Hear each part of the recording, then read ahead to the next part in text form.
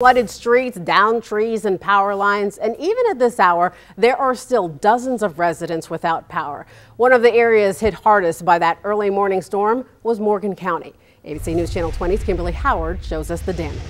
If there's any time like you talk about a power line being down, obviously it poses a serious safety hazard. A safety hazard officer, Jared DeGroot, is cruising Jacksonville to curb. This was completely covered earlier. They must have done a pretty decent job of clearing it off to the side. Authorities in Morgan County haven't slept much since an early Wednesday morning storm ripped through. The damage initially only visible through lightning strikes. It looked like a bunch of firecrackers going off. It was lots of lightning, so as the sky was lighting up, thunder was cracking, wind was blowing, rain was coming in sideways, so it made for a hard night of sleep. Followed by a hard day's work, crews now tackle bundles of tangled wires. I did see some arcing in the neighborhood too when I was there. That's usually when lines are touching either branches or hitting each other because of the wind. Meanwhile, people are trying to clear away what Mother Nature tore apart. In communities like Springfield, we saw flooding was pretty much the main issue, but here in Jacksonville, a different story. Take a look at this.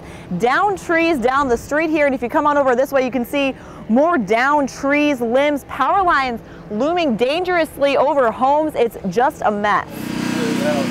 A mess Darren Michaels turned into firewood. Probably have a nice bonfire in a couple weeks. Now he's just waiting for one thing. I'm kind of looking forward to having the power back on.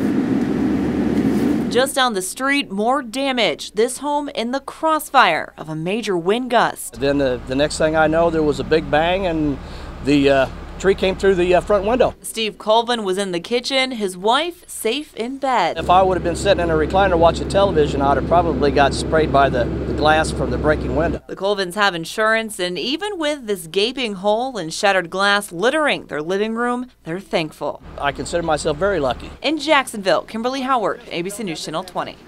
Ameren says 275 Jacksonville area customers were in the dark after the storm.